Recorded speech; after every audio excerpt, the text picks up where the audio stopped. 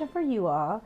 So you mentioned that you all didn't have the same upbringing. How did you guys get on the same financial page? And do you have any advice for couples who may have different upbringings and they're not quite on the same page? What were some of the tactical things that you all did to kind of get in alignment? Like Will mentioned earlier, it took us a while. Because I used to joke with my friends, you only argue in marriage about a few things, and money is like almost number one, So it took us a while to figure it out. I will tell you that we're a little bit more comfortable now, so we don't have, many money issues or whatever, not really any. But what we did is, for the most part, I think what helped us is we both kept our own separate checking accounts, or we had our own pots that we could spend from. Because if she was spending from my pot, that never would have worked. So I had bills that I paid, she had bills that she paid, we had our own pots, and then we had a pot together. So I think that helped us a lot. And then for the most part, we were kind of on the same page as far as staying focused on what really matters, what was important. Right, she wasn't going, she spent more, but it wasn't way out of line. We're not really that, you know what I mean? So I think that helped a lot, but it took a while for us to kind of get on the same page, but having our own separate pots of money helps a lot. Did you always do that in the beginning? Was that from day one? Yeah, that was from day one. That was from day one. Because we were new at this. And go ahead and tell the truth, man. We were new at this, and I was like, it's working, but it might not work. Right. Grab it go. Hey. Just based on, I think, how our relationship started and how much stress we were under, we would always have this joke on our anniversary. We would go to dinner together. We'd be like, so are we gonna stay together? We'd have a, go somewhere nice, and we'd sit down and we like this and whatever, and we order, and we look at each other and be like, so how much longer are we gonna do this? That was every anniversary. Yeah, literally at our anniversary, and we did this for years. Oh my goodness. But we were under so much stress. But I think not having money helped us get on the same page. Definitely, because we had to work So when we started making money, we were already in a rhythm. So versus it kind of being the opposite way. So I think we've been in alignment all for the most part. There's certain things that he likes, there's certain things that I like, but we're not like on two different ends of the spectrum. I think one thing that couples really struggle with, now that our children are older, particularly is spending priorities for children. I've seen that be a huge problem. Just not being on the same page, certain people kind of sneak in doing things for children. Like your children will ruin you financially if the two of you are not on the same page. They will spend, particularly as they get older too, when they're articulating what they want, and as they get older they get more expensive. So I think that hasn't been an issue for us. So I think those are kids come second. You two have to work as a unit together financially, and never let your kids come in the middle of that. I think you all said something important. Not that when you do get married or in a relationship, when you're more established, it can be more problems. But you think about anything, if you're able to build and create it together, you probably have more incentive to make it work, because the benefits going to be better at the end if you kind of came in established. I mean, we know people that have gotten in relationships and married later in life, and they were a little bit more established. And they've struggled a little bit trying to, because they've been on their own for a while, how do we combine? But when you're younger or early out and trying to build, you can kind of work toward the same common goal. That's true. Because you can't really fight about nothing when it's zero. Right. We were talking about when we first moved in the house. Oh, and like we're talking about, you had this whole plan. Yeah, we can afford that mortgage. It's like what our rent was, you know. And then everything. Oh, we need new light fixtures. Oh, they took out the appliances, and we were like, oh, it's just adding up right now. money is burning. And he's like, yeah, I remember you were going out of town, and I had $20-something in my account. And he's like, we'll go eat. I was like, yep, that was real. Make it stretch. Make it stretch. But like David and Janai, we always had.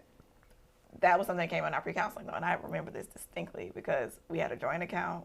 I recommended a joint and two separate. And he's like, no, just put all in one. That's what my parents did everything together. And so that came up. Everything goes in one. I was like, again, Angela Bassett, y'all gotta think where I'm coming from. Right.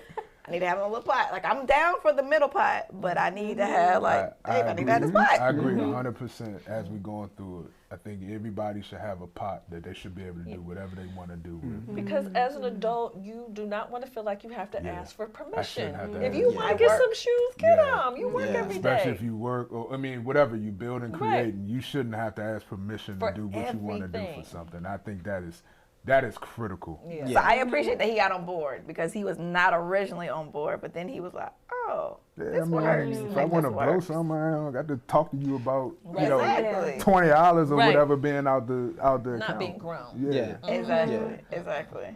And speaking of the pots, how did you all distribute what went in the joint pot, what went in your own pot? That's a good question. Your individual pots? Is it something that changed over time?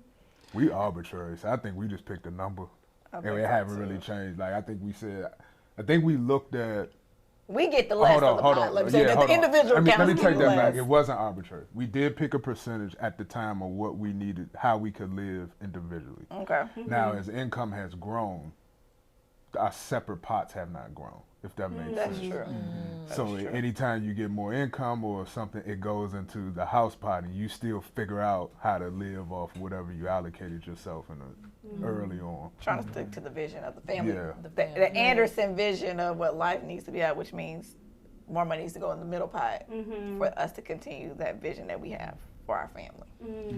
So. But to your point, Tiana, I think that changes because I know now that we don't have any children at home, we're in a different stage of our life. Like we're really focused on different things financially now. So it's like, okay, now our priority is like retirement.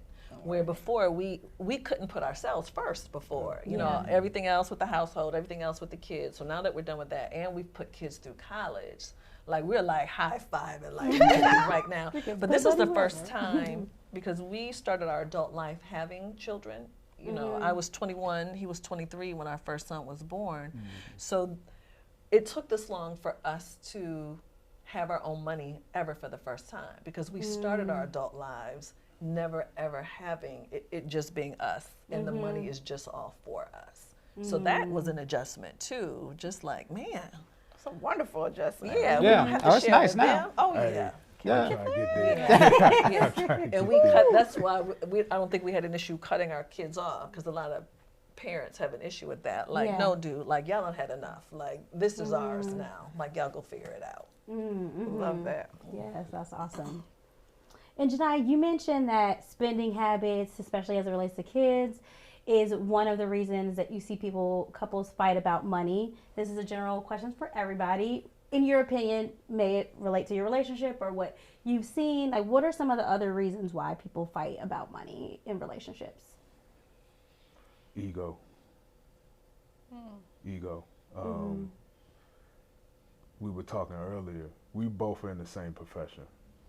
And when you have two type A persons that are always leaders, that's one thing that can get. When you come home, somebody doesn't have to be the leader all the time. So somebody's ego is going to be bruised. So if you don't check your feelings at the door, and realize what you're strong at or the other person's strong, that's one thing of just having that ego and not realizing you have to be on all the time. I think people don't know how to change within the relationship, like Will is saying. Like, there's a time when it's like lovey-dovey couple, and it's like, okay, now it's business time. So being able to transition, so you're bringing that emotional stuff into the business stuff, the part of what you should be talking about or dealing with, and you can't mix it that way. That's separate. So, yeah, you have to be able to keep it separate, but I think a lot of people have, can't compartmentalize that way. And just poor communication. That's Really have what that it was to me. Like, if you're a bad communicator, it's not gonna work. It's gonna be real tough for you. I'm just being honest, because if you're emotional, like Janai said, you're just emotional and you can't have a conversation about what's really happening, the facts, and assessing the facts and making good decisions. That's really what it's about. These are the facts. We need to make some decisions. Right. But yeah, I've seen it's instantly like we're arguing, like just starting the conversation. Like, I'm already upset now because I can't have this conversation with you. I'm screaming, or you can't get anything done that way. So a lot of times I think it's just like, what does communicating look like in your relationship is really important. But that I've seen like couples argue about that, or just, more expensive habits than others sometimes. I think I should have a BMW because I work really, really hard for it. But that's not in our plan. Right. But, what's our goal? Our plan, that's not what. I'm going to go get it because I'm grown. Definitely have seen that happen. And I'm grown. I work every day. I work every day. What are you going to say? I work every day. Figure it out. And that's what ends up happening. They go do what they want to do. And they scramble trying to figure out, well, how are we getting ready to pay this $800 this bill? So, it's compromise. It is compromise. It's some compromise in this thing. And not having the common goal, too. Yeah, I was going to say, you said you said two words, a plan and a goal. So, if you're working as a team, and that's where, once we got on the same page about really being a team, then it made it easier for us to make decisions in planning out and having long-term goals. We knew where we wanted to be in the long run.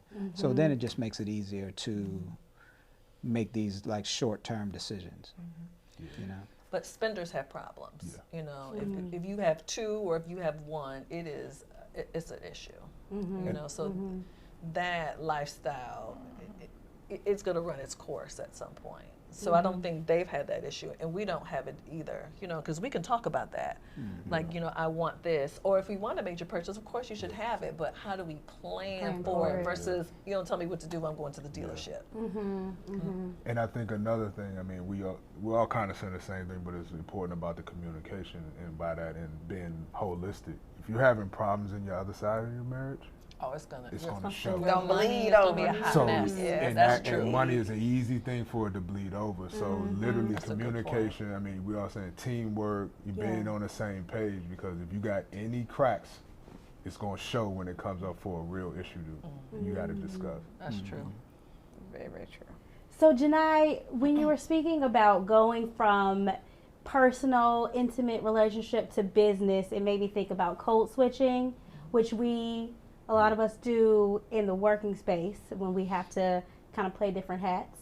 How do you all maintain a healthy balance of both, where you have the business side of your relationship, managing the household, but also keep the intimacy and the personal love relationship? I can't wait to hear you answer. Go ahead. Go ahead. I would start. Okay. I'm terrible. I don't know how to turn it off. And what I mean by that is I would come in, and there's times I would just dominate everything. Because you call me a leader, whatever I do in the workplace, senior executive, whatever title you want to get. So you're typically type A, and you're running, and you tell people what to do, and people should move. Sometimes I come home and do that, and I got to get reminded constantly that I don't work for you. So it's one thing like this. I share this other thing. Y'all know me too. Most of these people here know me. So I did something one day. She did something one day. I'm laughing. She said something, and she swears I gave her like a look, like I was trying. Like a chump, like I was a punk. Yeah. That's exactly what the look was. And I had to check her. I was like, I don't work for you. She's like, I don't work for you. I'm not scared of you. So none of this stuff. Again, as you can tell, who goes off and who's kind of calm. But anyway, but then I sat back. I was like, she right. Like, there's a time to turn it off, and so I'm terrible. I'm terrible at it, and I admit it. I still haven't. What? 12, 13. I still haven't figured it out. Last night I was still. But no, on. You were just. I was on venting though. I was on. Venting. I don't still know how to turn it off, and even with my kids, I still don't know how to turn it off. So it's something I'm still working it. So, but the advice I would give to people: you have to learn when to turn it off, And you have to know when to shut the hell up and just sit back and listen. Ask David. I want you to David, what was the question? would you care to share? No, I mean, I'm always on with business or money, and she'll have to, like, she will have to suggest something to switch me. You know what I mean? Yeah. But if not, like, she was away recently, and you know, if it's just me, I am 100%. That's what I'm doing 24/7, because that's just who I am, and I see that as shutting down. Like, that's relaxing to me, so I don't see a problem with it. Oh, relaxing is thinking about the business too? Or business, or that's. Yeah. As soon as he wakes up, that's what he wants to talk about. And because we work in the same place, we live together. So now it's like when we get home, I'm like, because when I'm leaving the office, when I get home, I'm ready for us to transition. Let's turn it off. Let's be David and Janai personal. He can keep going that way. We got stuff to do. We got stuff to accomplish. Right. We got money to make. Right. And I'm like, talk about what? Like TV shows? Like, what is there to talk about?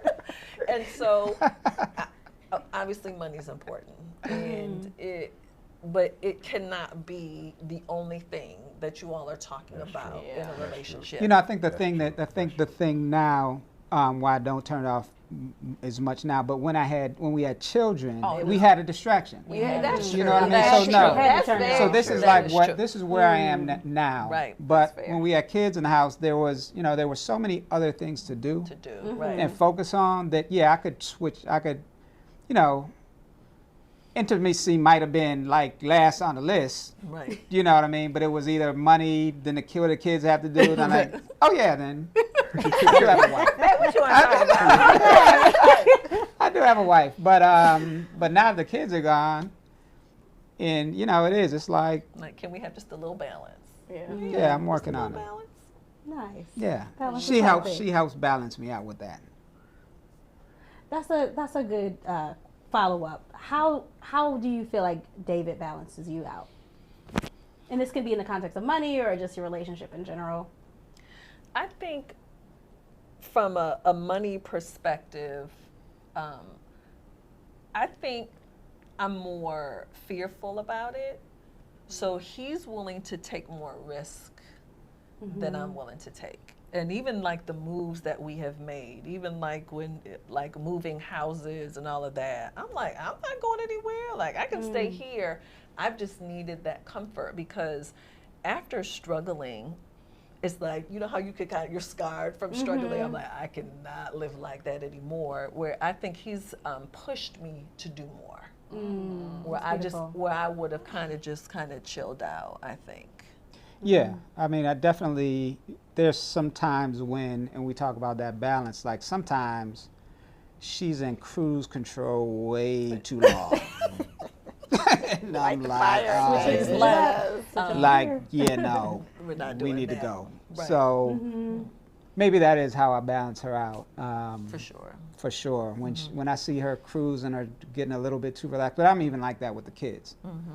You know, I don't know, and it's maybe, like I said, I've always had to keep going growing up, so I'm always like, let's keep going, like what's bigger, what's the next thing, you know, and she'll get to the point where she's like, cool. I'm cool. Yeah, this is nice. Yeah, no, we're not. There's another level we could go. It's different levels. Same question for you all. How do you feel like you balance each other out? Balance, that's a good question. I was over here thinking about that. He is much more calmer. Like, I have a lot of energy, so Will is just like, and so sometimes that's annoying, but it sometimes it's exactly what you need. Like, you just need to be here. And so I'm learning like the value in just being here. He's like, yeah, we're gonna do nothing. Say nothing. Like, okay, just like nothing. Okay, like so I think that's definitely sometimes help, but. He's also very encouraging. Like, Will is really, really good at just like, I don't really, like, we can see each other's visions for each other better than we can see it for ourselves, if that makes any sense. Like, where I was like, oh, I can see that, and you can do it, you know. So we can always, like, it's very good to be able to hear him say, yeah, you can do this and that, and I can see it. So just that, I think that encouragement and keeping that vision exciting and bright and right there, so you don't get in your head, because it's easy to do that. But that, I think that's what has really been just a blessing, just the support, really, like the support of everything. I love that. She keeps me probably more open-minded. I can see that. I'm pretty stuck in my ways, or I think I come to quick judgments on people, anything. Like once I say I got it in my brain, I'm gonna do it. So she's made me kind of slow down and be more open-minded, probably a little bit more caring. Especially with the kids, especially with the son more than anybody, but just open-minded and being a little bit more caring.